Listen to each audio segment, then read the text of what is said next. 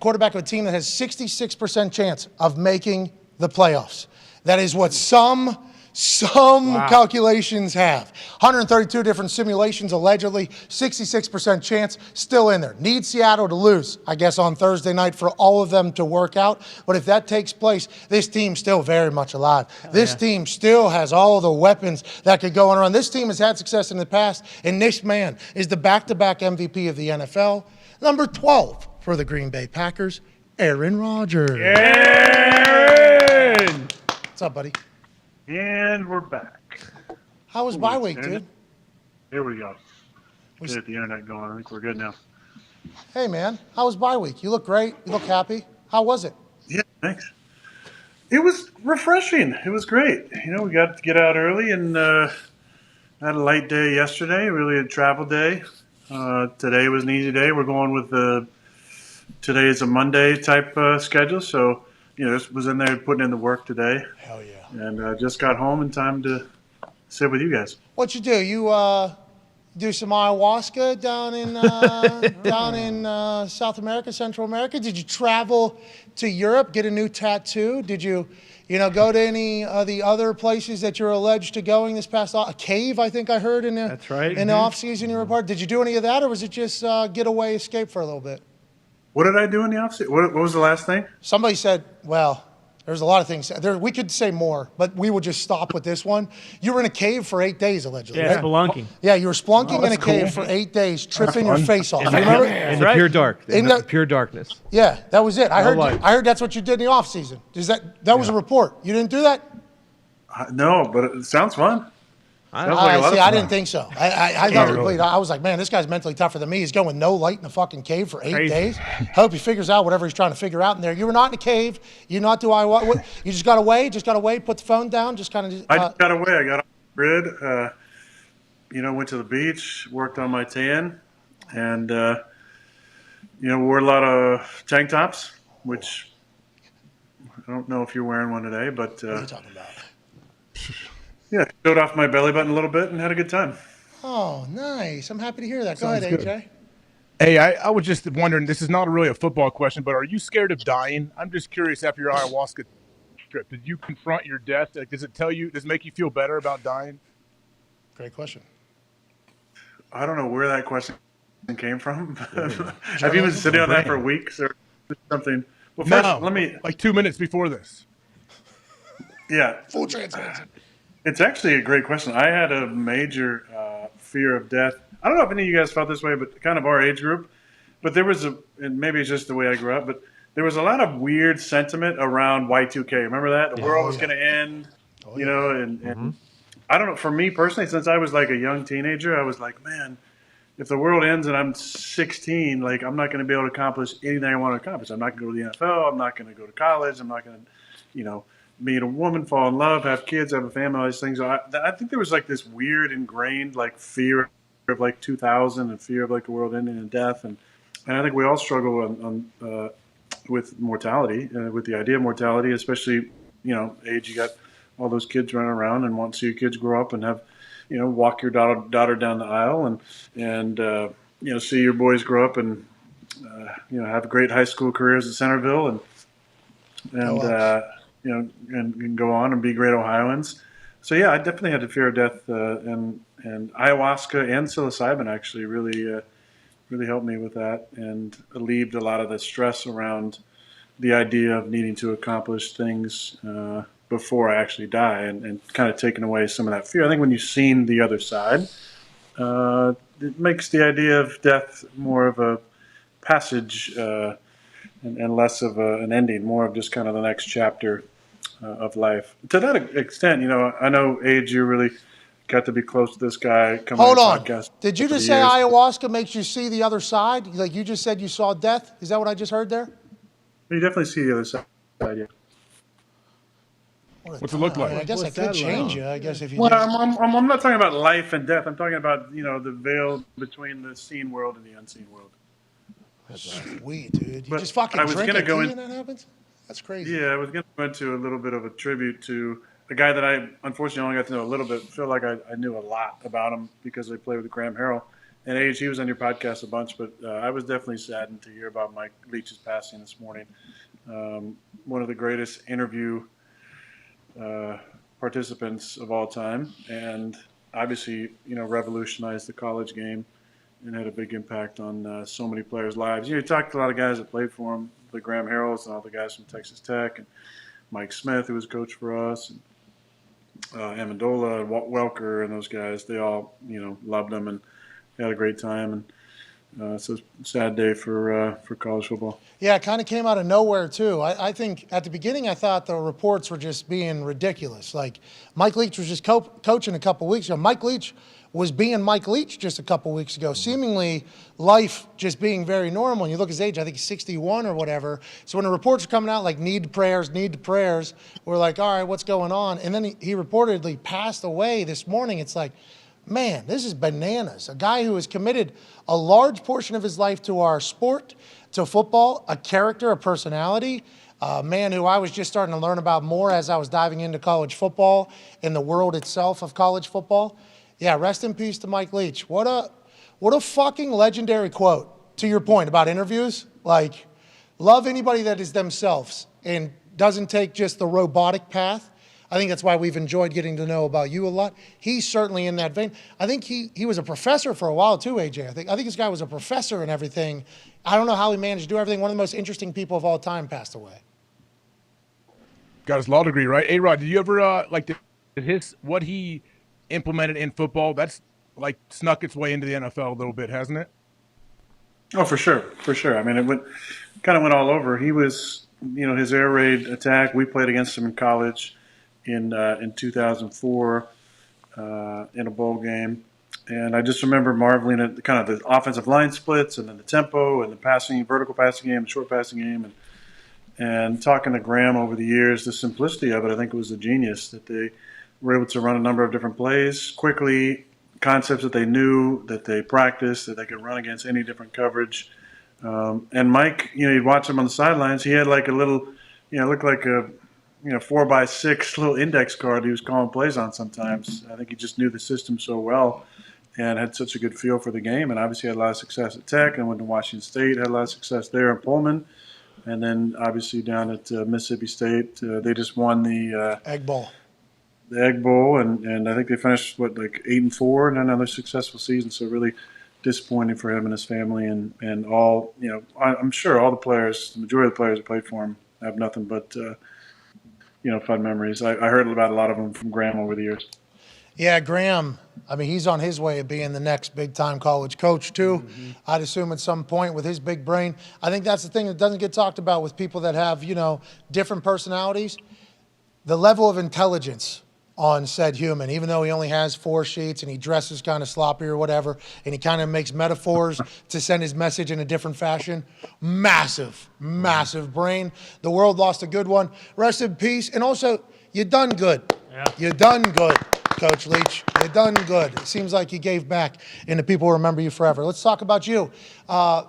Quarterback of the program that has the most wins in NFL history, or whatever, after the big win against the Bears. Didn't get a chance to chat with you after the rivalry dub. This season hasn't had a lot of those moments. Was excited to chat with you last Tuesday. Take the bye week in. Now here we are, back in the end of the season, still in it, still ahead of you. What did you take away from that Bears win? And is it still something that's special? And afterwards, you said, you don't know how many more of these you have. So was that just about rivalry games, big-time games of Chicago, or games as a whole, Aaron Rodgers? That's about 8 different questions, so I'm trying to figure out which one I want to attack first there. You're really becoming a media personality there, Pat.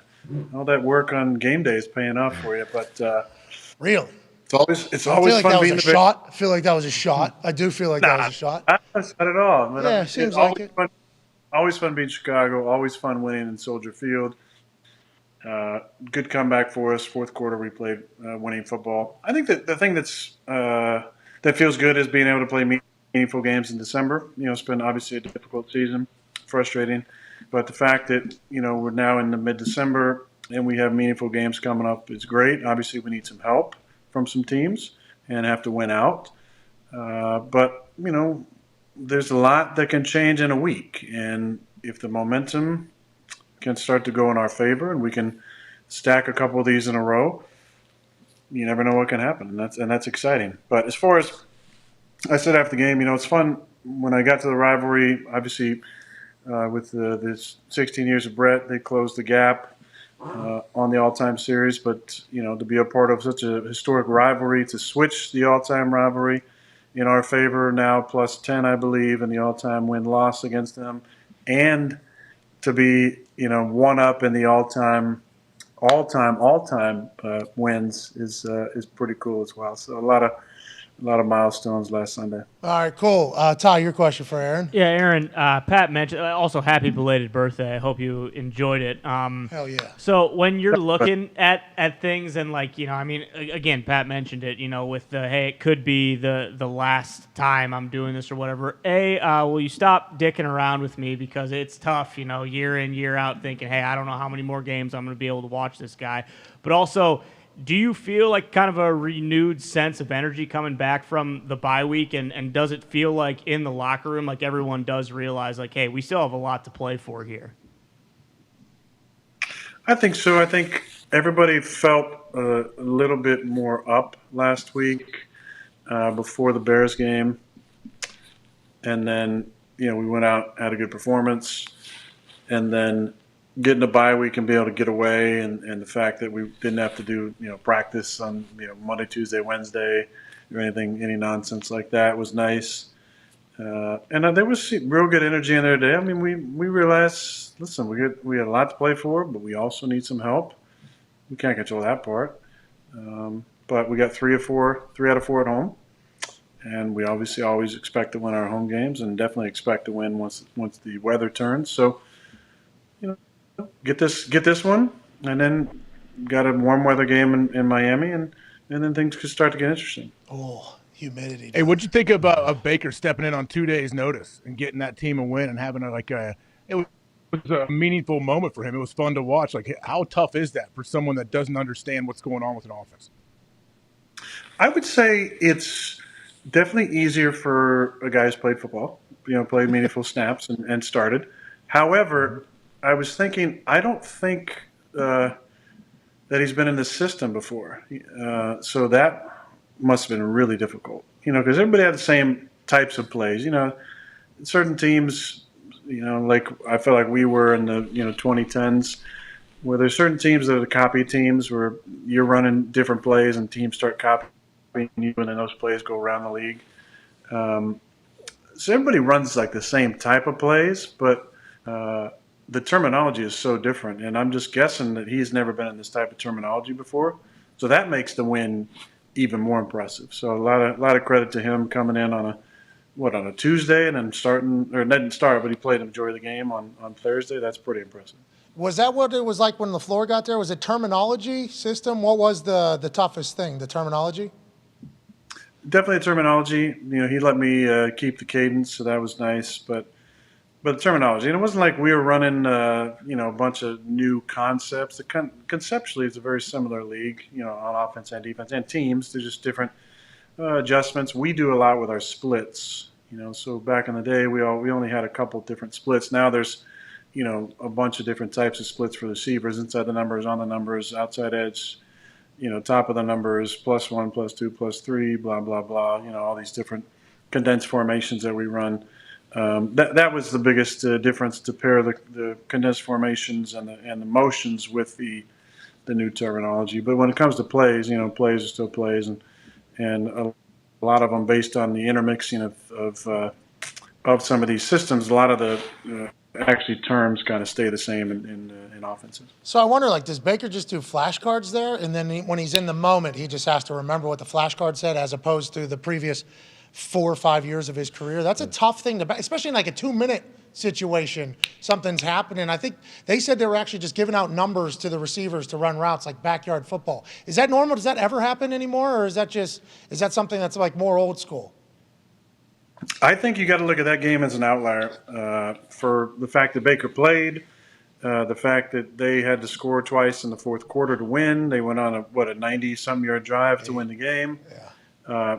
Pretty impressive. I mean, you gotta give him credit, and Sean for making that work. And But when it comes down to it, you look at the last play, and that's honestly the only play I saw was the highlight.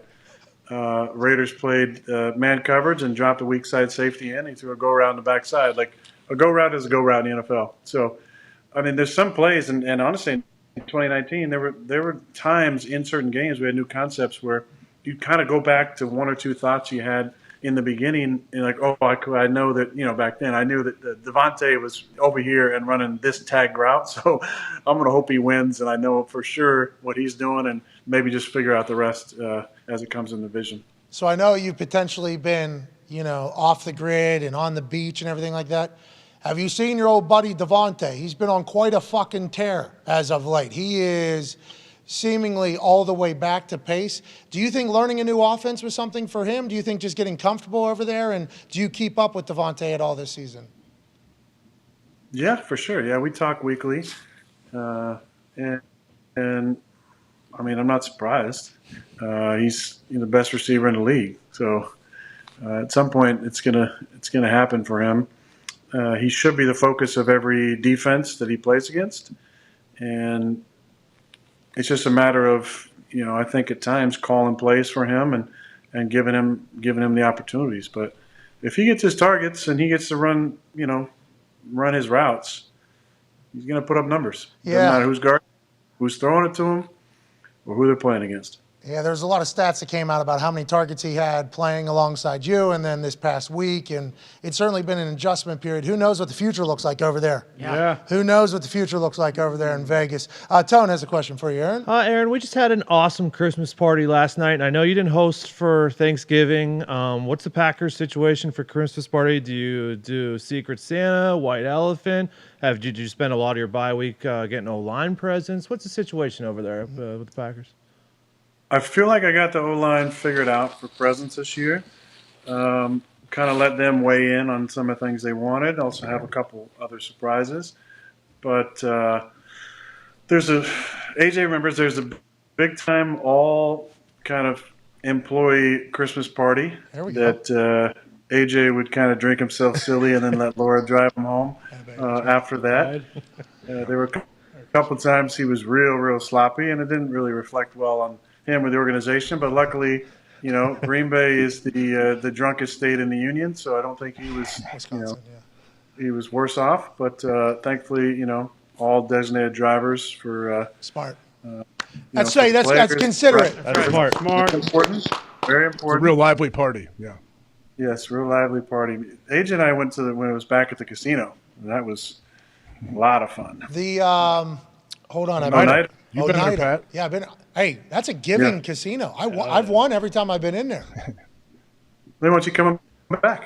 Man, not a lot of casinos think like that. I appreciate them zooming out and looking at the bigger picture. You know what I mean? When I go back to Green Bay, I'm sliding through that casino every single time. You go to Pittsburgh, you're losing 500 to 1,000 as soon as you get to that casino. Time. Not a single smile walking out of the Rivers Casino in Pittsburgh. That Oneida one, negative 12 degrees or whatever. People, hey, have a good time, It was amazing. I love that place. I absolutely enjoy it. The gifts, though. I find that little voice you just did very offensive to the people. I would like to let them know I'm sorry, don't you know? I am, honestly. I don't even know if that's a good one. I apologize. But I've had great experiences over there in Wisconsin every time I've been there. This is a big camaraderie, displaying time of year, though, for teammates. I'm excited to see what you get the offensive linemen. You said you have it already figured out. Did you focus on that during a bye week, or is it something that's like a year-long process of playing? Because everybody judges it. Right? Every media member judges what every quarterback gets the offensive line. It's become a thing now, what it is. So a lot of pressure, dude. Good luck, bro. Mm-hmm. Yeah, thanks so much. No problem. We're in judge. To answer your question there, Tone, we do have a gift exchange between the line and the quarterbacks. We have something in our room that we do as well. So there's a lot of gifts to be bought and delivered, and I always do a little something for the coaches as well as for some of the support staff too. So. You're a good person, good teammate. Connor has a question for you. Yeah, Aaron, I'd love to ask you about Sam Bankman-Fried, but we'll save that for another day. What are your thoughts on Brock Purdy? Because there was that conversation about how simple offenses are now. Are you surprised that he could just step right in and kind of get the job done, or is that just kind of how Shanahan's offense is built? Well, I think he's a fantastic play caller and coach. Obviously, he's been able to get it done with 3 different guys this year, starting with the young kid who got hurt, unfortunately. That's right. And then obviously Jimmy been in the offense for a while, and now this kid. We saw him in preseason. He took him down on the drive towards the end of the game and was very effective. Liked the way that he was moving around and playing. Obviously, he's probably got a little bit of a chip on his shoulder, being Mr. Irrelevant, the last pick in the draft. And obviously he can play some football. So he had a nice game. They've been playing well. The Niners, they got a great defense. But him and the offense definitely did their part on Sunday. All right, Aaron. Well, good luck this week at home. Here we go. Let's enjoy the hell out of this thing against the Rams. It's going to be chilly, huh? We cold in Wisconsin? It's getting cold here in Indiana. It's getting cold. How's your thumb feel? Oh yeah, I think we got a high of about 6 and a low in the minuses. Ooh, here Didn't we see go. the tape on it, to AJ's question. Didn't see tape on the thumb in that one, Green Bay Packers Twitter account. Put out 2. You look real cool in the one. And then the other one, you did like a slow-mo throw. Oh, it was coming out. Hey. Oh, that Clean. thing was spinning. Humming. No tape on the thumb, though. We all right there? How about the oblique or The whatever? thumb is doing a lot better. That's good. It was nice to have that week off. The ribs are doing better too. I was able to finally start getting some sleep. Oh, here we go. We got the slow. Oh, man. Dude. Huh? Did you see it? Yeah. Spin that thing. Yeah. But my body's feeling a lot better. I felt. Look, nobody wants a week 14 bye. Nobody does.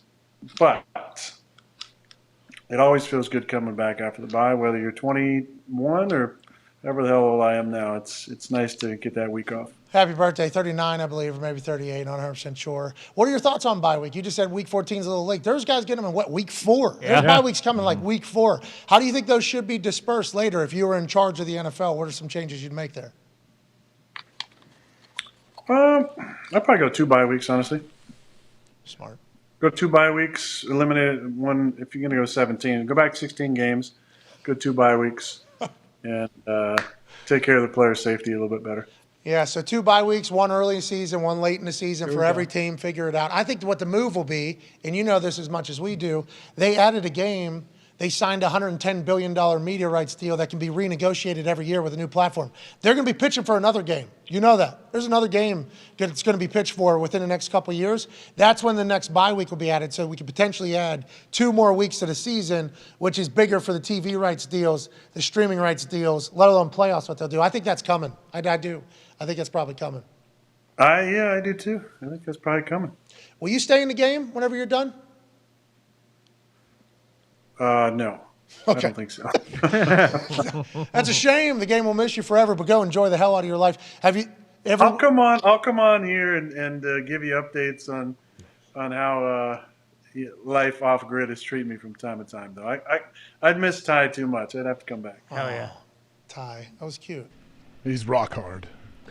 Should be. That was a big moment. Goddamn right. Would you come back with like Letterman's Prove beard? Prove it. I don't know how quickly we can get kicked off the internet. Yeah. But if you like send a DM of your dick right now to Aaron, that'd be nice. I think that'd be Next break. In the Yeah. bathroom. You could have He's that looking big, for those. You could have that big beard. You could have that big beard too. Hair out, completely ridiculous. Hell yeah. Is that what you're gonna do when you get off the grid? Tom Hanks. Yeah. Wilson. No, I'm gonna be pretty chiseled. I think. Oh yeah, you're gonna get on that AJ Hawk stuff?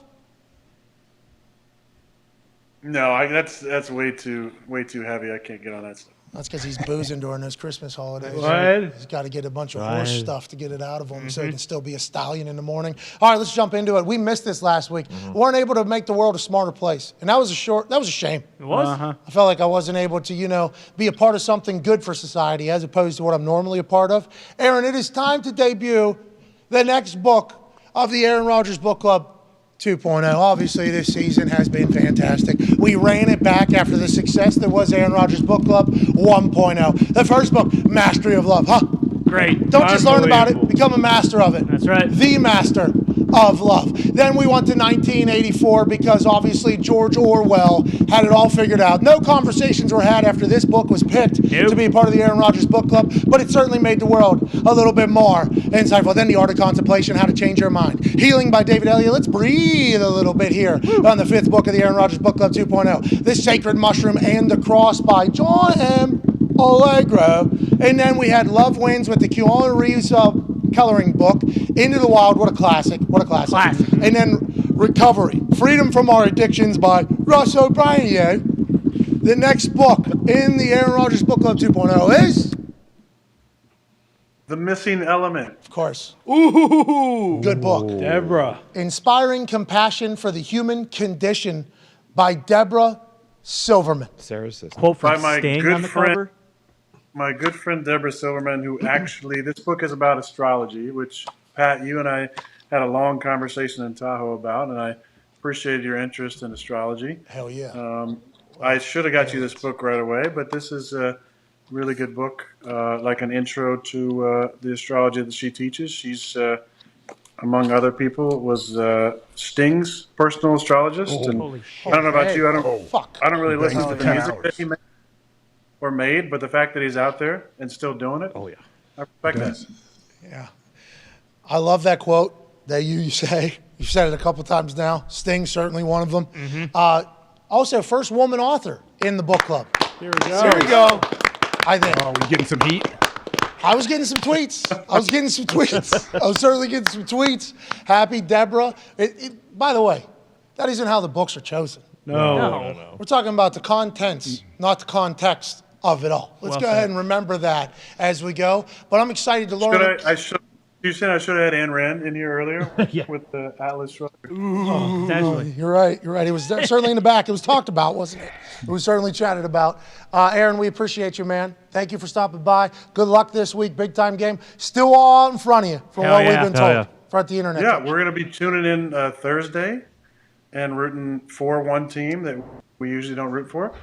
And then, we'll be tuning in Saturday, Sunday as well for some other teams. So we'll see what happens. Could be a different landscape when we talk next Tuesday. Hell yeah. The Commanders went into their bye week with like 20-some% chance of making the playoffs. Now they're at like 76%. The 2022 NFL season has been hilariously unpredictable. Who knows what will happen? By next Tuesday, we'll have a little clearer picture. Ladies and gentlemen, fresh off a bye week, Aaron Rodgers. Thank you.